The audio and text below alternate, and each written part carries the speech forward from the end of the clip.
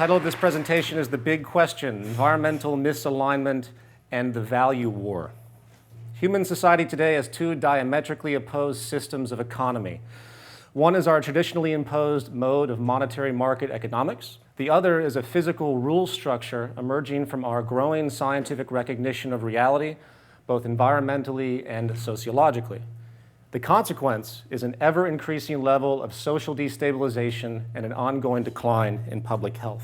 I've divided this into two brief sections. The first part is called System Clash, Market Efficiency versus Technical Efficiency. To part two, Value Wars, Societal Potential Collapse and Transition, what we're capable of doing, what's in store for us if we don't, how we can get out of this system, etc. Before we begin, part one, economy. What is economy? It's defined in Greek as the management of a household, a definition that's often lost.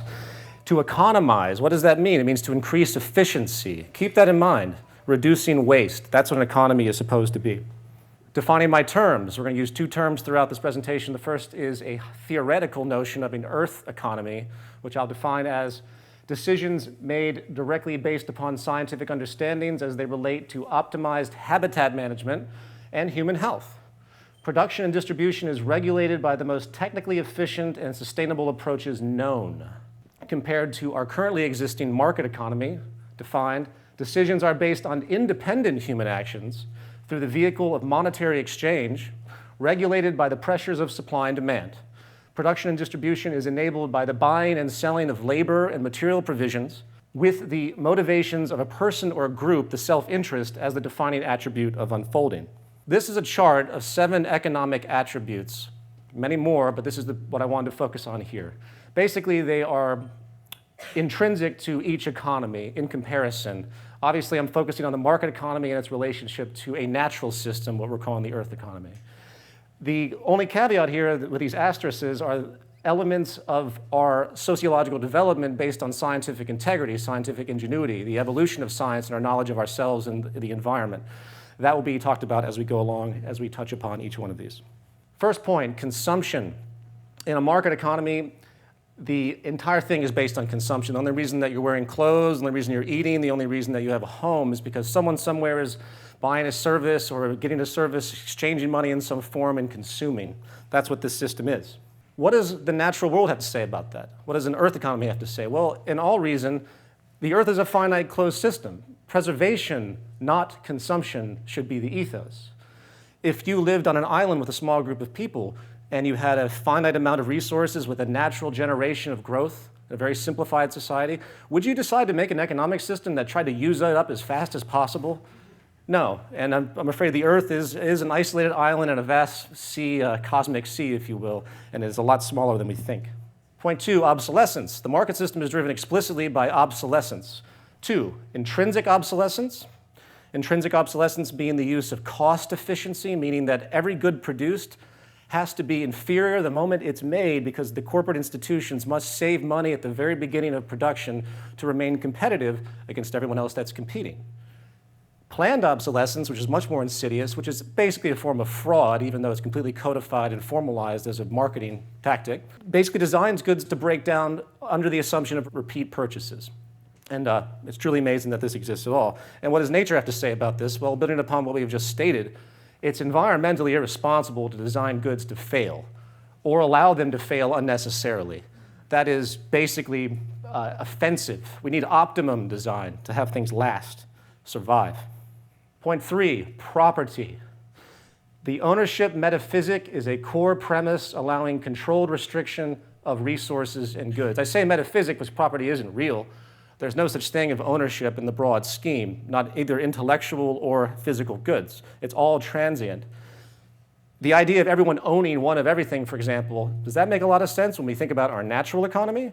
What about the use of goods? What about access? The natural environment demands access. Universal property is inefficient. Strategic access is more environmentally responsible as a model and more socially efficient. If you have a car that you drive maybe 40% of the time, why not let the other 60% be used by somebody else? You create a system of access and use. That's environmentally responsible. Point 4, growth. Building on consumption once again.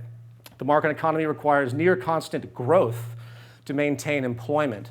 This ties in a little bit with the growth of population as well. But you always hear about this in the government. We have growth, we need more growth, the GDP, we're lacking growth. It's basically just absurd. We need a steady state economy. The Earth is a finite system once again. Earth demands a balanced load economy, respecting dynamic equilibrium, where things come together in balance, not the necessity to exhaust just to, say, maintain labor. Point 5, competition. This inches into our new sociological developments that aren't talked about enough. Market system economy based upon personal and corporate competition in the open market, selling your labor, competing for market share. That's a completely metaphysical notion if you think about it, based on an early tribalistic form of scarcity and this notion that we can't possibly get along, there can't possibly be enough to go around, so we have to fight for everything and everything's out for themselves. What we've come to find is that human collaboration actually is at the core of all invention. It's called usufruct.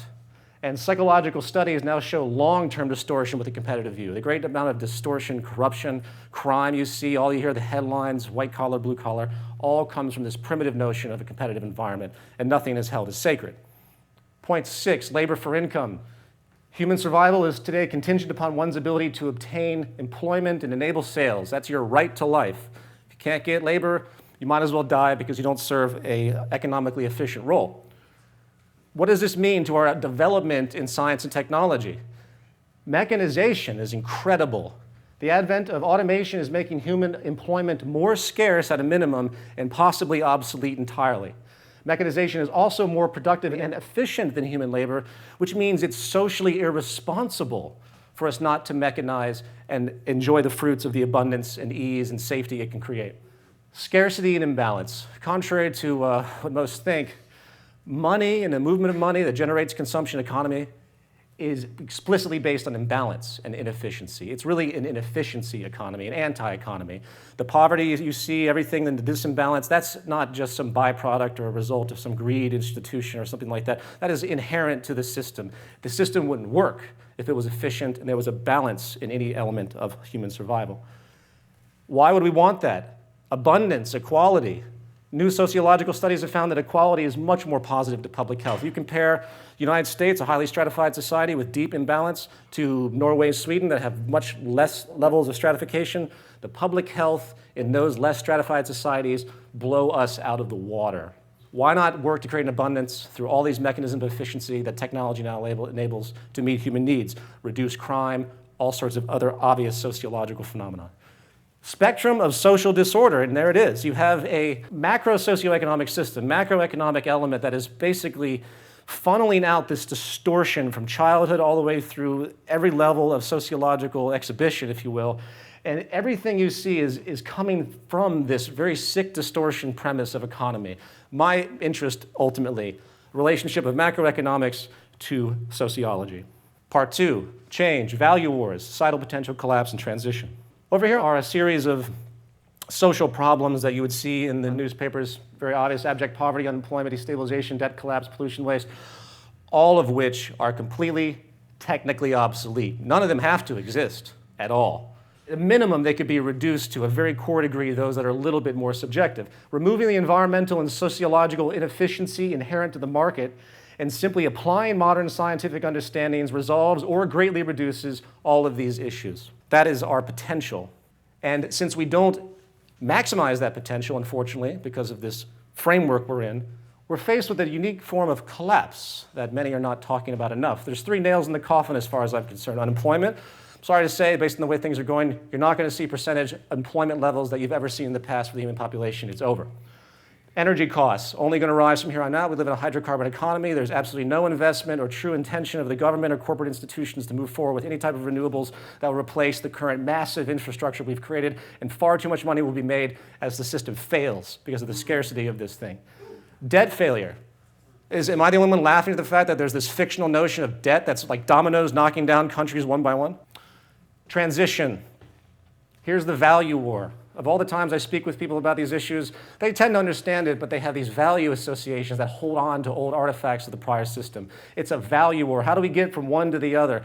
What can we do to inspire change and create social reform? And that is the big question. What will you do? What kind of forum, what kind of social awareness, what kind of role do you think you could play? Are you going to maximize your own self-interest, or are you going to realize that your self-interest is only as good as the integrity of society as a whole, where self-interest must become social interest in order for us to survive? That is the new equation, and that is the big question. Thank you very much. Yeah.